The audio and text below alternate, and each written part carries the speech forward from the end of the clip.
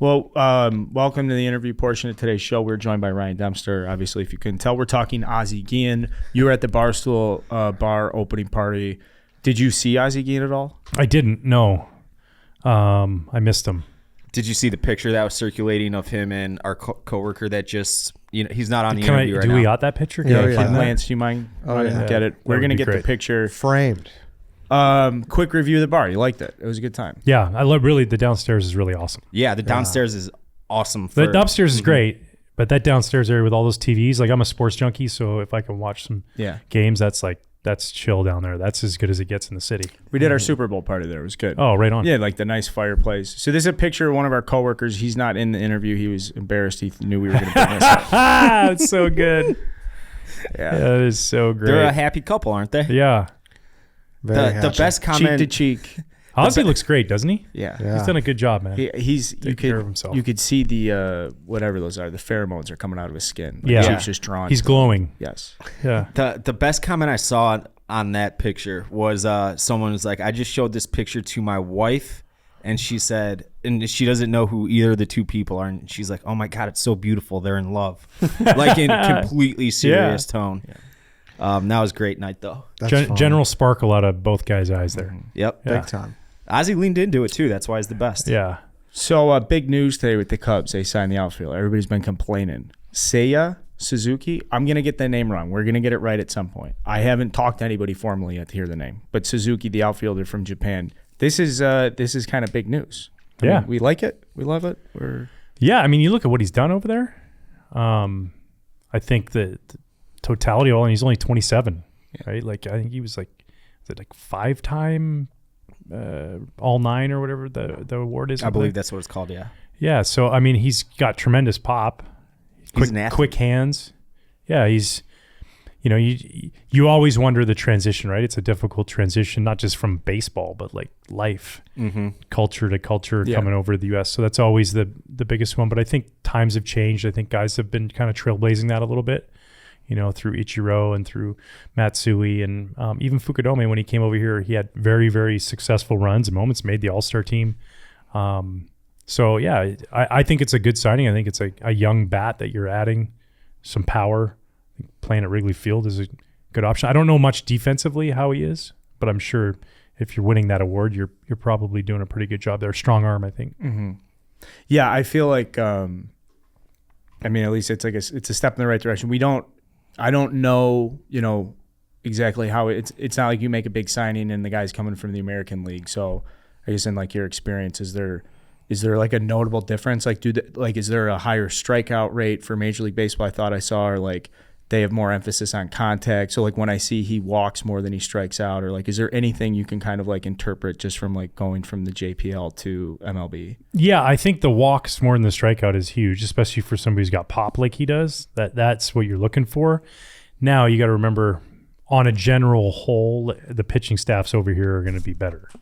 Like, because 1 through 12 or 13, whatever your pitching staff is, stuff-wise, you're going to have electric starters over there, but the depth of the pitching staff here is going to be better. So then it's like, for him, he's familiar with all those pitchers over there, or a vast majority of them. He's faced them. Now it's just a matter of homework and studying and doing those things. But it seems like that's what he's here to do, right? Like you put that work in. And two, the transition, because of the technology that we have now, through R&D departments and video that you can give and present on your phone or your iPad, he's already doing that homework or started doing that homework. So I think that transition's a little bit better. And if it's better resources and stuff, and he's the type of guy who can take advantage of it, then like he actually has an opportunity to get better than where he's at now. Yeah, I believe so. He's only 27. I mean, where else can you go on the market and get a 27-year-old outfielder with that kind of power for that kind of money? That's what I want to hear. You bring up a name that Eddie loves. I love Fukudome, and I know you play with him. We talked for him like a little bit. What that experience when he came over, I mean... Yeah, was he just like super overwhelmed? Like what like could you sense that even? Like what was that like? Yeah, well, I think it was a little overwhelming at times. I just think the fact that, like I mentioned the culture. Like I've been over to Japan and played over there in 2000, and I saw it from the other side. Mind you, it was a short window. I think we were over there for 13 days. But like that's intimidating when I go over there. I don't speak Japanese. My Japanese was very, very limited to hello, thank you, you're welcome. And so it was I think a little intimidating. And I noticed that right away. I tried to I would consider Fukudome and I friends. I had a great time playing with them, whether that was going to dinner with them or chatting with them in the locker room, at first through an interpreter. And, I think he understood English, but it was hard to converse that for him. The actual speaking it back was tough, but just a great guy, a great family guy. And, and then too, you're coming to a city like Chicago where, it's not LA, New York, where the Japanese culture was a little bit more prevalent, Seattle, places like that. So there was just a little bit of an adjustment period. But he got off to such a great start. I think it made it, a little bit easier for him as far as that was. He made the like I said, he made the All-Star team and did great right out of the gate, and then struggled a little bit, and then kind of just like put on the side. Now you're on the bench. I think he was used to being an everyday player, and that's a tough transition as well. So, but I think that Suzuki will do just as good, if not better job transitioning, just because of where we're at in life and advances. Yeah. Less urgency too. Yeah, that's and true I don't know if that's good or bad, because it's like he's probably going to hit third, and be like, all right, dude, hit third and be the three hitter. Or is it better where you're Fukudome and it's like, well, we just paid a shitload for Soriano, obviously DeRosa, and you got, I don't know, like Ramirez and that Derek Lee. That's he's coming into a more established lineup. Yeah, I think, I don't know how much pressure as far as, I think he's probably felt that over there. When you're elite, no matter where you're playing, you understand those pressures, and probably more so over there. I mean, he's elite in a country that loves baseball, so he understands what all that entails and comes to dealing with media and media requests and all that kind of stuff. I'm excited to watch him play. Yeah. Well, would you, reflecting back on your time with Fukudome, like if you think like David Ross is up for the task, right? Because like I feel like there's just gonna be so many questions, because we've been waiting for a free agent signing, and everybody's been saying this shit about Correa, and so like now that he's got Suzuki, I just feel like it's just people are gonna be waiting and hammering David Ross for like, so what's wrong that he's gonna go 1 for 4 with 2 groundouts or something? They're gonna be like, oh, what do you think of the 2 groundouts and the strikeout? I don't know. I feel like David Ross is gonna have his hands full already. People are never fucking happy. No, and it is hard because if you sign, so if you go out there and sign Trevor Story, David Ross and every coach and every player and everybody in our media has watched Trevor Story play. Right. So we can easily answer those questions because of past experience. There's this unknown factor that, and two, when you're, you guys know this, you interviewing people, you want answers, or media, somebody wants an answer about somebody and you don't have that, then you get pressed at a different angle or a different question, and then sometimes that can just be maybe a little bit frustrating, because he probably just, knowing David, he just wants to get to know him, the person first and foremost. Yeah. And then we'll worry about him as the ball player. Like, what can I do to make your transition here to America easier and here to the major leagues the easiest, so that, you can trust us in this family here. And it is funny, like you're talking about that, not knowing, right? I went to Japan. I was saying it was those all-star tours we used to do over there. So at the time, Ichiro had just posted with Seattle. So Seattle was in the midst of negotiations with Ichiro, and Ichiro wasn't playing in the tournament because of it. There was no reason for him to play in the tournament. All he was going to do was hurt his stock. He was already the elite of the elite over there. And my 23-year-old ass decides to go out there and start talking to the Japanese media. Like I said, I knew 3 words, and I'm like out there, and I'm like, they're asking me questions, and I have a translator, and they're asking me about Ichiro and what I know about Ichiro. And I truthfully was saying, I don't know anything about Ichiro. I know that he's an outfielder, and that he's a really good hitter. And they said, yeah, but if you could compare him to anybody in the major leagues, who would you compare him to? And I said, I honestly don't have an answer for you. I don't know. And they kept pressing me, and they kept asking me, and then finally they asked me again, and I said, I don't know. I think he's a lot like Babe Ruth. And I just saw this pen go down to the paper. And the next day in the Hamachi newspaper, it was Ichiro, the next Babe Ruth. And I got my quote in there. I saved the newspaper and everything. It was pretty awesome. So well, I mean, you weren't. Yeah, but I just didn't know. I didn't know. So I'm excited to watch him play. You were close. You honestly though, like you were closer in that player comparison than if you said like, yeah, he's like Kenny Lofton. Like he actually is closer to one of the greatest of all time. Absolutely. Right? So, yeah. Kenny Lofton had a good career, but Ichiro Hall of very, very good. Yeah, Hall of very good. He actually did pretty decent on the ballot this year, but Ichiro to me is just such a mythological figure. Like he's so different than and like there to this day I don't really think there's a comparison for him.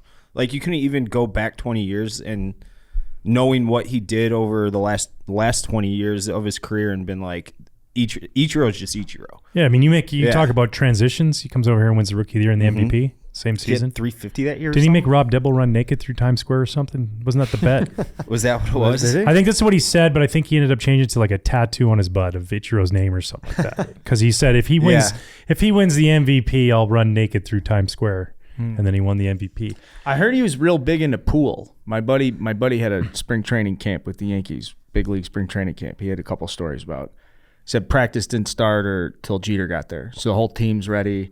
They're all ready to go. Everybody's getting ready to stretch. It's like be on the field at 9 o'clock. You know, Girardi's there. And he's like, my buddy's like, why aren't they talking to us or whatever? And Brett Gardner's like, oh, DJ's not here yet. And like, what do you mean? Like, he's still getting his ankle taped up when he comes out. Like, Joe will talk to the group. And so, you know, it was like 9, 10 or whatever. And Jeter just does his like casual jog out there. And he was rehabbing too. But he said now this is a guy who spent like 10 years in the minors.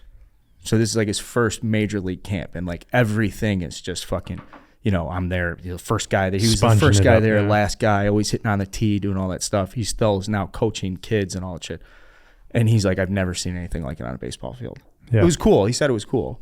But he said Suzuki took him on, not like took him under his wing, but would be like, hey, we're going to go play pool if you want to go play pool.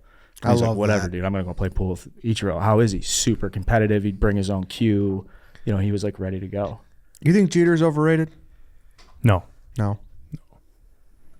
Who was the toughest out for you as a pitcher? Dave, you don't want to pick and pull on that. That's one of your biggest talking points. I mean, this guy roasts Jeter every chance he gets. I like to dig Yankees fans because you too. In the age of social media, it's just constant. Number 28's coming this year. They just look down on the rest of the league because they're the Yankees. It's like so. I like to poke and prod about Jeter, and I do this thing every year where I put out a fake Hall of Fame ballot, and we're all verified on Twitter and have big followings. So I'll mark like I'll always split up Clemens and Bonds. Like I'll vote for one and not the other. And then I'll just send Twitter into who the fuck is this guy? Fuck this guy. And the year Jeter, I didn't vote for Jeter, and everybody thought it was me because he had the one. There was one person who didn't vote him, so that's why it wasn't unanimous. People thought it was me. And I've never admitted it on Twitter that it wasn't me. I just let him run with it. So, I mean, Jeter is Jeter. He's still not admitting it. He just won't say it. Yeah. I wish it were me. Yeah. I wish it were me. I feel like I understand what people's gripe is with that. Like, you know, when you look at statistically and look at the numbers and some of the defensive metrics, but you win 5 World Series, you play that long, you don't one team, you don't embarrass your owner, your family, the game. Like, it's hard for me to sit there and say, oh, this guy's overrated. Like, cool. The last part I know a lot of really good players ain't won shit, you know? Yeah. So say the last part is probably the most impressive. Because the stories you hear about Jeter, like the party, he likes to party and like never got caught up in anything in New York. Yeah. And the guy like likes to go out and chase it. In that respect, I couldn't hold it. Underrated. In that respect, he's underrated. Off the field, he's underrated. I mean, he was like, I don't want to put him on exactly this plane, but like he was of the like LeBron-ish level, I would say. Yeah. For a while, as far as being like the face of a sport. Yeah. And never anything off the field. And he's an incredible micro player. So when I look at analytics in the game, I always think of macro, micro. Mm-hmm. So we can take a guy and his macro stats are great. And the totality of all his season stats, oh, look at this, we should sign him, right? But when you put those on a micro level, you know, as you get closer into the playoffs and you get down to 8 teams, those stats become more and more micro because they don't matter as much.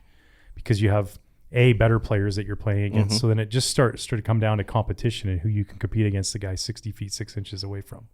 And to me, Derek was probably as good as anybody in those moments to slow your heart rate down. I mean, he was like him, Albert Pujols, like those guys when the game was on the line, it was like, oh boy, here we go. Like, sweet. Now you look like shit all day. Now I get your best at bat in the bottom of the 9th inning.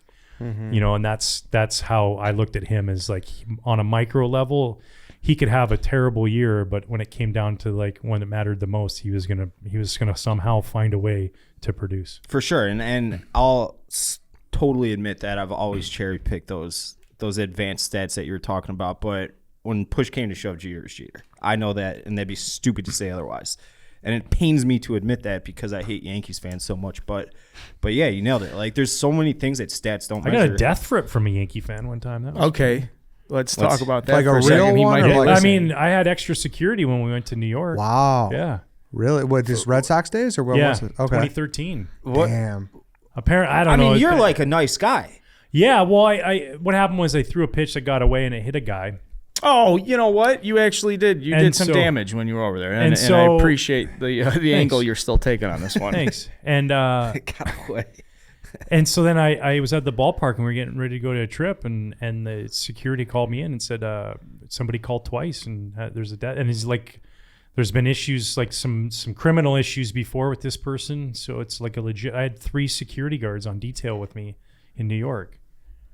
Wow. Which was interesting, yeah. And then I had a bright idea at about 4:20 in the morning. One morning, we'd just finished a guitar session. PV was holding court in the hotel room with about 10 dudes. And Johnny Gomes and I thought, death threat, huh? Well, I guess now's the time to find out. And we grabbed the guitar and we went to Times Square, pulled up shop, met some nice Yugoslavian lady. She was a night janitor, and she stayed there till her kids went to school. Then she went home, and she just chit-chatted with us. And she had no idea who it's you were, our right? good friend Johnny Gomes.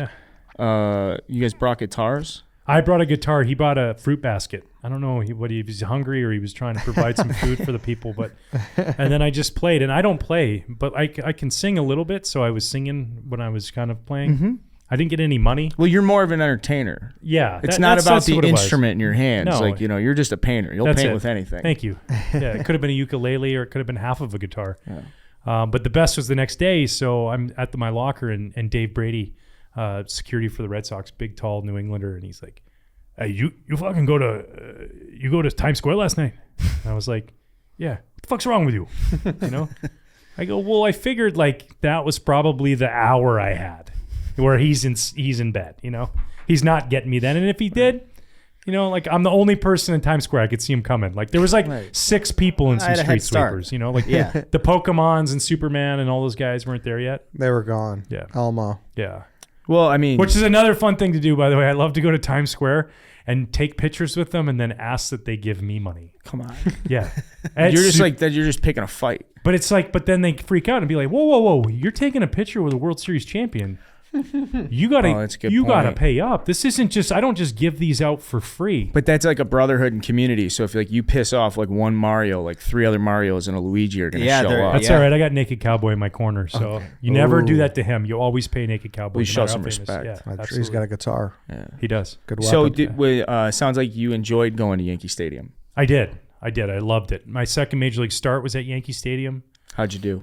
I did all right. I was looking back at the other day. I went 4 2/3 and 3 runs or 3 or 4 runs. I'm sure they could find that. I left a runner on base that I think scored. I gave up a couple solo homers to Paul O'Neill, Tino Martinez, and Bernie Williams. Just retired Paul O'Neill's number. Yeah, I saw that. And you, as a former Red, was his legacy that big with Cincinnati, or did he really just explode with the Yankees? He was big. He was big when I was there too. They still love Paul O'Neill. He's like the sternest, meanest looking baseball player. He's who I think of when I think of the Yankees.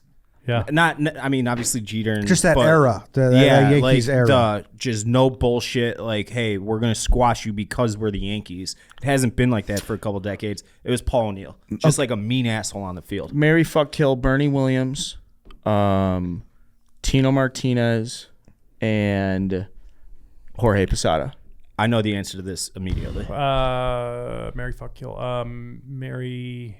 Is it like Mary a player? Bernie Williams. Okay. Great on the guitar. Yeah.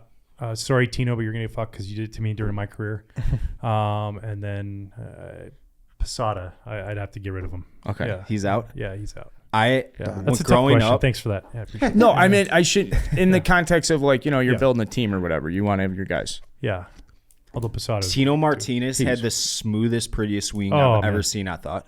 He talked about bat path through the zone, like staying in the zone. Beautiful. Yeah. Like I could watch Tino Martinez just swing like air swing, not even hitting a baseball, all day long growing up. They were so good. I'm 21 years old. Like I got sent out of major league camp before minor league camp started. Jim Leyland called me in the office. Said, hey, listen, you're not going to make the team. Oh, wow. You That's were an fucking A-ball last shitty, year, dude. You know? And I was like, well, minor league camp doesn't start for 3 days. He's like, go to the beach. I go, what about my meal money I just got? He goes, go to the track. I did both. But so now, you know, I get called up a month later and I'm in Double-A Binghamton, New York, and I'm going from Binghamton, New York to the big leagues. And I have a couple of relief appearances. Start at Wrigley Field. I go to Yankee Stadium, Fan Appreciation Day, 55,000 people. David Cohn pitching. I think Don Larson threw out the first pitch. It was bananas, you know, like all the old timers are there. I go first inning, walk Chuck Knobloch, double play ball, homer, walk. I'm like, oh boy. 1-0, Darryl Strawberry's up. The whole crowd, you know, four batters earlier, they're yelling from the right field bleachers, Darryl Strawberry. Yeah. You know, Bleacher and creatures. then all of a sudden he comes out of the dugout, and now I'm facing this guy, and I just finished watching him on TV like 4 years ago when I was in high school, and I'm facing this dude, and I'm like beyond nervous, and I'm shaking Zahn off. I'm shaking him off. Zahn calls time. He comes out to the mound. He goes, "What are you trying to throw?" I go, "A changeup," and he says, "You don't throw a changeup." I go, "Yeah, I know, but if I throw anything else, it's gone. I'm gonna need another ball from that umpire." So, and I threw a changeup, and I just grabbed the ball and kind of palmed it, and I threw it, and he had a rocket to D. Lee at first. D. Lee saved it, and then did well till the fifth inning. I kind of navigated my way through, but that was intense, man. Like New York, old Yankee Stadium was awesome. New Yankee Stadium's it's okay. Old Yankee Stadium kicked ass. It was awesome. Yeah. Was baseball just cooler then, though? Like just in general? I don't know. Maybe. Yeah. In my opinion, yeah, because I was playing then. But I feel like the mid '80s to like the mid 2000s, it was pretty cool. That's my favorite era by far and away. That's the most entertained. The games were so fast. Yeah. 2 hours, 30 minutes max. Juiced up, roided out, 70 home runs. That was the best era of baseball by far and away. Well, there was something about like you bring up his name, Jim Leyland. Like there was something about that era of like before the analytics where it's like, well, why are we doing this? And it was like you just look down the dugout and there's some 65-year-old guy chain smoking heaters who's like, we're fucking doing it because this is the fucking way I do it. And it's like that was. And that's what made baseball. That's what makes baseball completely different than all the other sports. It's just like, why are we doing this? What's the fucking play here? It's like, well, you just got to trust. It's like this old wise sage. And now, you know, you can't do anything without someone breathing on your fucking neck because the percentage is this and that. And even if you go with your gut and if it's a 55-45 and you're like, well, I'm going with my gut and it's 45, like you're a trailblazer. You're a psycho. It's like, take this guy out and shoot him. You know, Fangraphs will fucking have I'm getting worked up about it, but even if you do that and you succeed, you're gonna get questioned afterwards. Why did you do that? Like, what are you doing? Yeah. Like it's nuts. I let him hit. He hit a homer. Why are you asking me that? Like because that's exactly right. And I think the thing about back then was, and I appreciate because I was somebody who struggled with insecurity issues. I didn't feel like I belonged there, but when I first got to the big leagues and so because I didn't, I was in. Well, I mean, you threw 96 with a power slider. No, but I meaning like I got sent to the minor leagues before minor leagues started, so like I didn't belong there. So I really struggled with that. But I think that back then there was a little bit, and we've changed this. There was a little bit more of hierarchy even within the team. Like you couldn't walk in the locker room and be like, "Cool, I'm on level par with Derek Lee." Like, or, I couldn't sign or come up as a rookie with the Cubs and be like, dude, I'm just the same as Jason Hayward.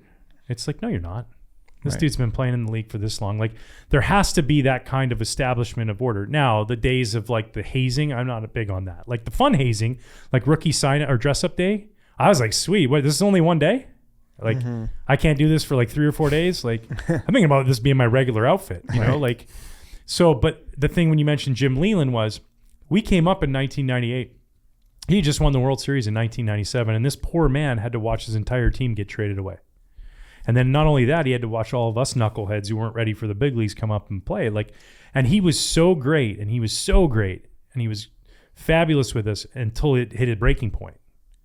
And he hit a breaking point in Houston, and that breaking point, that blow up he had on us in the locker room, it changed the trajectory of a lot of our paths. Like we had guys after that. If you look at the team, it was, go around it. Mike Redmond, 10-year career, now a bench coach in Colorado, right? From a AAA backup catcher, AA, AAA, I might make it, to 10-year career. Crushes lefties. Crushes them. Tom Glavine can't sleep at night Crushes sometimes. lefties, yes.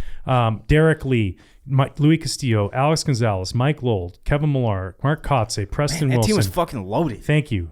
And then guys like myself, Brad Penny, AJ Burnett. Loaded. Go down the list. And he established really fast. I'll tell you about the story. This is a great story. So we're in Houston. We're losing 16-4, and he's on the bench puffing those heaters. You'd always tuck him in here, he's puffing away. And this is like beginning of August, and we're in the Astrodome. And Eric Ludwig tells a joke on the bench, and we're all laughing. And I'm really laughing. It was funny. I wish I remember the joke. I should probably ask him. And I see Jim, like as I'm looking at you, you're Jim Leyland. He just takes, and he just chucks it on the ground, right? One of those, yep. And I'm like, oh boy, we're in trouble, man. We're like in big trouble. I can feel it, and he's piercing through me. So we end up losing the game 20-4, and we go in the locker room, and they had these old cafeteria style doors, and he wore spikes, which I thought was awesome. That's great. Isn't that awesome? That's great. Oh fuck. Now they're probably wearing like penny loafers. Yeah. Dudes are rocking sweet Jordans down. Oh, guys are wearing Riddells. a hoodie. Guys are out there wearing hoodies. Guys ready to go play second base. So he's sitting there, and we're in the locker room. It's super quiet, and you just hear this like, door opens up. If I ever see another one of you fucking pitchers laughing when we're getting our asses kicked, I'll have you out of here so fucking ass your fucking head will spin. You think I'm kidding around? You guys coming from A-ball and AA with 5 ERAs thinking you're big leaguers? Well, I got news for you boys. You ain't a pimple on a big leaguer's ass with the exception of a few of you. You know who you are, and I ain't talking to you. You think this is funny? You think you want to sit here and laugh when we're getting our asses kicked? I win a World Series last year, and this is what I have to watch now. You guys laughing when we're getting our asses kicked? Thinking you're big leaguers. Why? Because you pay your spread money and eat that fancy food at your nice fancy steakhouse, wearing your cool suit, driving around in your Lexus. Think you're a goddamn big leaguer? Well, I got news for you. You ain't a big leaguer. With the exception of a few of you, you guys stink. Every last one of you stink. And then he stops, and he's like, and you think I want to be up here telling you guys this? I'd love to tell every one of you guys that you guys are great, but you're not. You better start to. I'll go 0-162 with you. Swear to God, Scouts Honor, guys. I'll go 0-162. Not like that though. You will respect this game. You will respect how to play this game, and you will respect the guys out there busting their tail.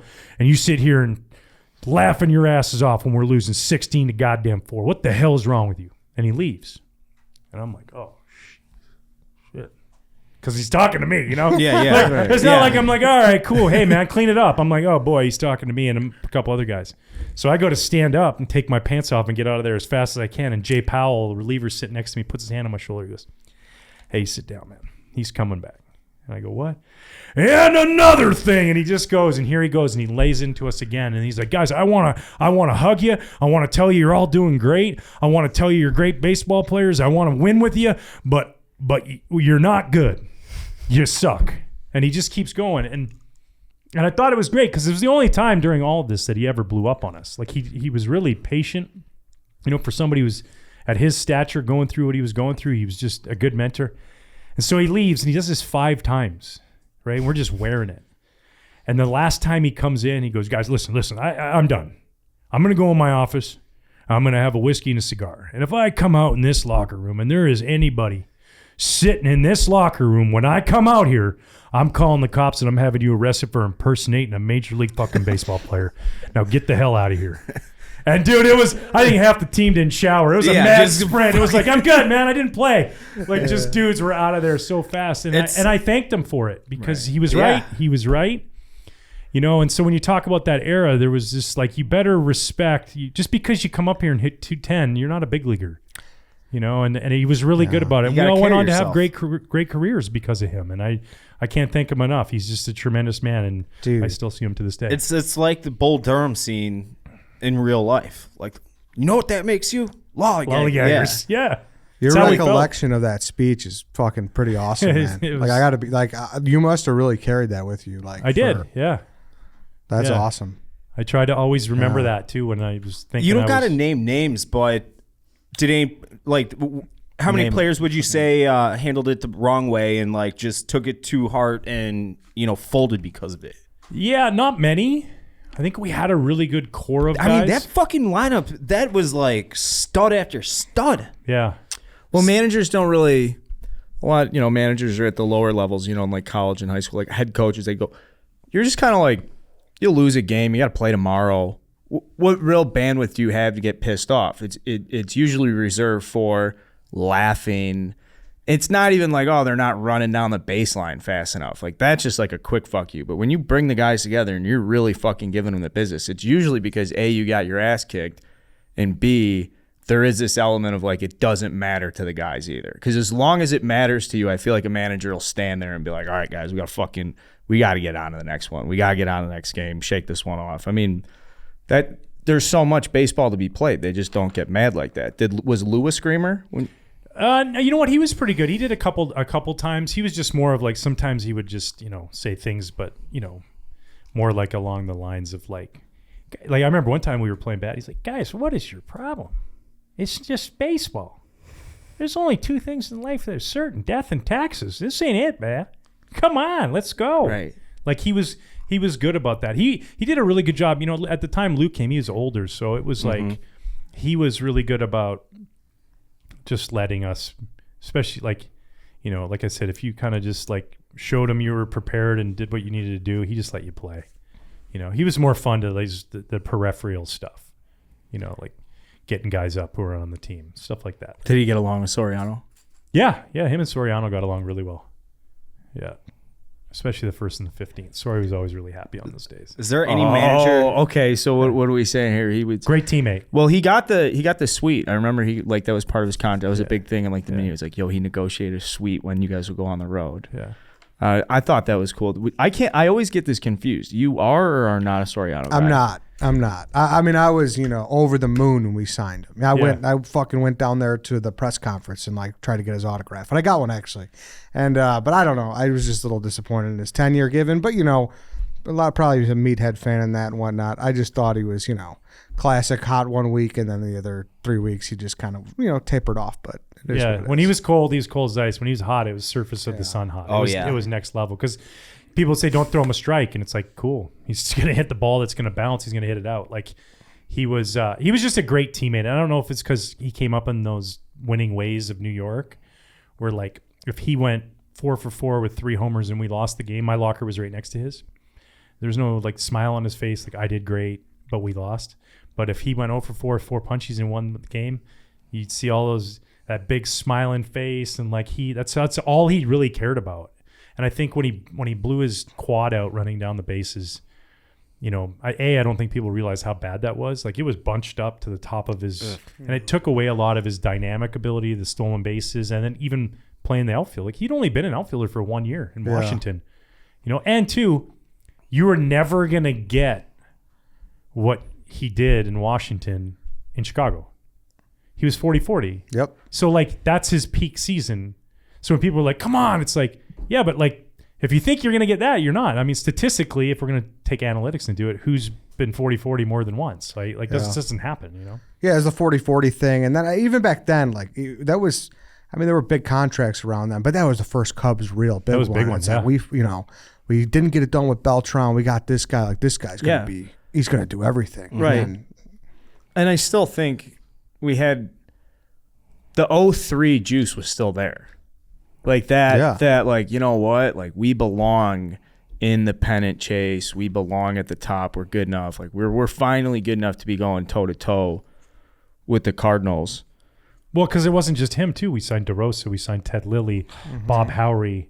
Bob Howery almost beat the shit out of that guy. Yeah. Remember that? Oh man, Bob is like. Do you remember that? Bob looks like he could be in the WWE right now. Like Bob Howery's pitching against the Giants. He had blown a save the night, or blew a hold or something. He had fucked up a game, the night before or something.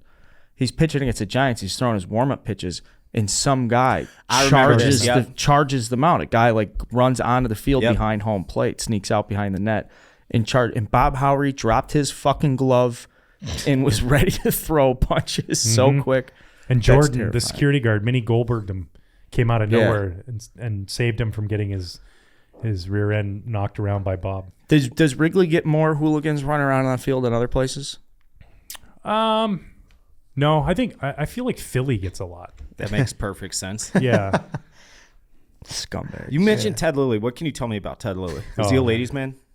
No, he's quiet. Well, they all love those beautiful eyes, but he's just like, he is awesome, man. He was the best teammate I ever had at trying to make himself better through making his teammates better. Oh, come on. You're big into the horses, right? Yeah. I actually own a couple horses if you want in on them. But a handful of years ago, I do have a horse named after me. Moises Alou named a horse after me. I actually think I knew that. Yeah, Streaking Dempster. I think I knew that. Yeah. Ours is named after Jay Cutler, Smoking Jay. He's a stakes winner. He's good. We need to check in. How's he doing? He's good. Good. Yeah. But it makes me happy. Yeah. So my dad's youngest brother he's closer to me in age. He's my uncle than he is my dad. And he married a woman younger than him.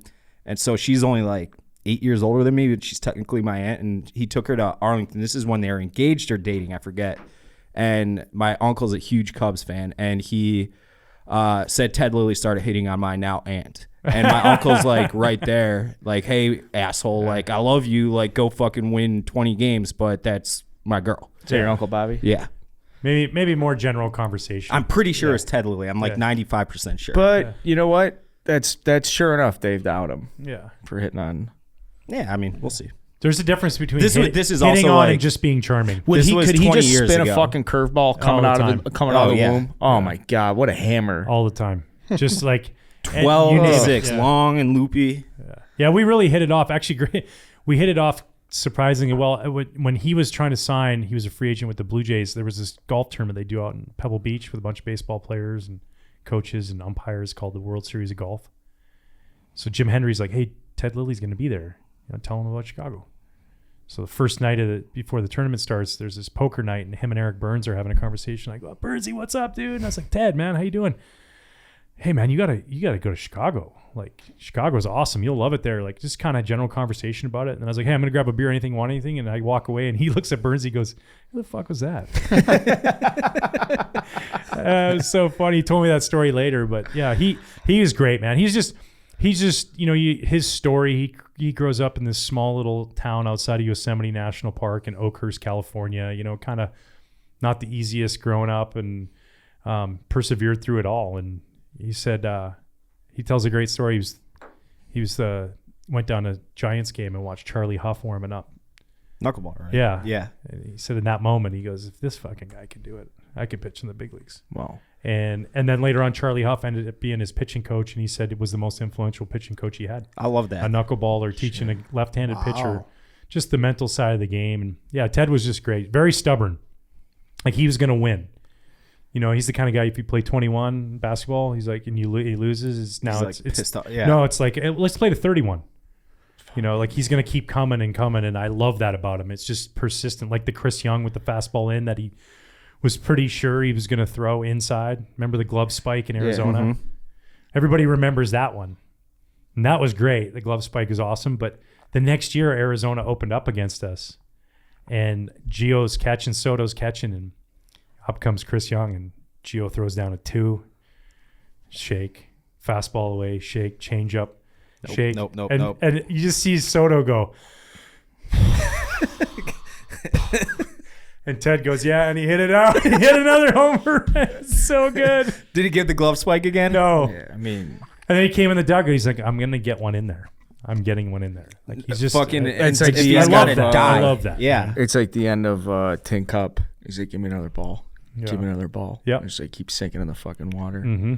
No, those were in. You look back in your career, listen, you won a World Series championship. You had played with fucking Junior in Cincinnati, right? Yeah. Like you come up, you played under Jim Leyland, right? When you come in, some amazing experiences. Like, how does your time with the Cubs, particularly when we were really good, like how does it stack up? Yeah, I mean, I'm a Cub. Like, I played 8.5 seasons in Chicago. It was like, a huge chunk of my career, over half my career in one city. And the opportunity, right? And then the people, like, I started a foundation here, and the support from everybody. Pitching at Wrigley, running out to center field and stretching on the wall every fifth day. man, just the best, and even closing, like I had a really good, a great year closing, a good year closing, a crappy year closing. And through all that, it was just like, other than the one person telling me to move back to Canada, it was like, I'm not even sure if he was a Cub fan, but it was just, the people were great. And I just love it. Like, I always lived in the neighborhood to ride my bike or walk to Wrigley Field. That was my office, man. Like, how spoiled and lucky was I to be able to do that? And, I know as a player, we didn't get to do it, but I got to come back and be a special assistant and win a World Series, and just thought about all of those people that I got to know over the years playing, from parking lot attendants to season ticket holders that sit out in the bleachers to Phil Grinstead, who sat behind me in the bullpen, to, Tom Peake, who sits out in center field with the group out there, and Ken Kiefer and all these guys. And then it's just amazing, man. Did you get to know any former A-list celebrities? Yeah, you're spoiled by that, like just like the amount of celebrities that would come through, and then true passionate Cub fans, like you'd have like John Cusack. Yeah. True Chicago sports fans. Yeah. But like you go through, like, especially during, coming after 03, like all the people that came through there. Like, did you ever hear the Ozzy story with Woody, with Kerry Wood, the Ozzy Osbourne? Oh, I thought you meant Ozzy. No. So when I remember Ozzy did the memorable seventh inning stretch, right? So he's in the locker room with Sharon, and they're over at Kerry Wood's locker, and Sharon's like, "What do you boys put on your jumblies, so you don't get hit with the ball?" And Kerry reaches in his locker and he grabs the jock strap, and he's like, "This right here." And Ozzy's like, "That's it. Oh, I'd be wearing a fucking suit of armor if I was out there." Two people who have probably never even seen a single pitch of Major League Baseball. Yeah. That's hilarious. I mean, but yeah, so like, and then, playing here, I got to know a lot of guys, and coming through, became friendly with guys like Vince Vaughn, and obviously relationship with Eddie and Morello and different people. And yeah, I've been really spoiled by that. Kind of puts I pinch myself. I'm like, really? Like, for sure. Absolutely. Like, we kind of get that a little bit. Like, I remember, I think it was in Cincinnati, you were playing with the Cubs, and I'm just conditioned to hate the Cubs, so I hate everything Chicago Cubs. And you were jawing with, like, lighthearted. You were just ribbing with fans, and I was like, fuck, I like that guy. I don't want to say it, but I like that guy. And, like, fast forward years later, we're fucking interviewing you. So, like, I understand to a much smaller extent what you mean by that. Like, what am I doing in here with Ryan Dempster right now, Yeah. Grew up my whole life watching you pitch and everything. It's weird. It is. Like, I remember going in 2013 when we were in the World Series, or in the ALCS with Boston, and my girlfriend at the time, my now wife, we were going to meet Chelios and Vetter and Eddie over at Beer Works. It was after game 1 of the ALCS, and after game 2 of the ALCS, and I go into the Beer Works. First, the guy didn't want to let me in, which I thought was awesome. I get it. He's respecting the time limits. It's like one of the only times I ever name drop, like, "Hey, dude, like, can I?" He didn't recognize me because I was in the bullpen and didn't pitch much then. But anyways, I go in, and these two guys had these awesome American League old school, just the American across it, the all white cream color jersey. And they come over and they're like, "Hey, can you sign?" So I was like, "Yeah, sure." And I sign on one, and I pass it over to Eddie, and he perfectly scripts this beautiful Eddie Vedder right across it. It's just beautiful. Then I'm getting the other one. I'm going to hand it, and the other guy goes, "No, I'm good, man. I'm good." And he takes it, and he just looks at his buddy, and he's like, "Dude, why'd you just let some random dude sign your jersey?" And I'm like, "Yeah, you hear that, dude? Yeah, you're the random dude tonight. Like, this is so great." That's hilarious. Like a god of 1990s rock music. I mean, like an absolute like icon legend. Yeah, it's crazy, dude. I can't even imagine how many of these. Yeah, it's awesome. It's like, cool. Like, we chopped it up big time the first time you came out about the Cubs, but like, just hear about the other stuff. Yeah, that's the best cool. stuff. Like, I'm sure you probably get, you don't talk about those days as much, right? Yeah, probably not as much. Yeah, like probably pretty heavy Cubs, I would assume. Yeah, heavy Cubs, and like, not a lot of the Marlins, Cincinnati. Anthony Rizzo going over 3 with 2 strikeouts. Like, all that's boring. It's done. Yeah. Well, and like even like playing in Cincinnati, like you talked about Junior, like I went to the Kingdom to go watch this guy. Now I'm teammates with him. Yep, that's crazy. Yeah, because did you grow up a Mariners fan? Yeah, I would say Mariners and Blue Jays because they were up in Canada. But like we got Kairos, so it was like Channel 7 with Rick Riz and Dave Niehaus calling, Mariner games, and so I watched all those guys like Langston and Eric Hansen, and you had like the Spike Owen playing short, Henry Cotto, et cetera. Those were the days of, and Junior. I mean, Junior was everything, and then, getting to be on his team and teammate in the world and the All-Star game in 2000 and getting traded over there. It was hard not to, I'm a grown up boy now. I'm a young man and I'm teammates with this guy, and I don't want to be in awe. He's just the same, right? And I really found that out. He really is, man. We became really good friends and just a great dude. And still to this day, took the most impressive batting practice this round with him and Adam Dunn. That I'll put that up against Josh Hamilton in the 28 home run derby. Oh. It was. He sat there. He was coming off of an injury. He had that leg injury, and he was coming back off the hamstring injury the first time, and he was taking early BP. Him and Adam Dunn, and he used the C271 34-31. And he was hitting 2-iron after 2-iron over the left center bleachers. And he'd hit like 10 home runs in a row that looked like Tiger crisping a 2-iron. Jesus Christ. It was just getting that nice. Yeah. I like, if I had a camera phone, I would have been filming it. It was so pretty, and I was like, it took me back in that moment, like to literally, I was on the back of the cage, and I felt like I was at the Kingdom. Yeah, watching for sure. him. It was like, I get it. I see why he's the best. It was crazy. For sure. I love those. Like, baseball, we make fun of Ryan, who's somewhere in here. He uses the word romantic for a lot of things, but baseball really is romantic, and especially for reasons like that. Yeah, absolutely. Yeah, the attachments that you have, right? Oh, yeah. You don't get that in other sports, I don't feel like. Yeah, I don't know. It's something about the way that baseball leads up to, like when you walk into the ballpark and it's outside, right? You're not in a venue. Mm-hmm. It's not as loud There's as no football time because not limits. everybody's been tailgating and wasted by the time they walk in for kickoff.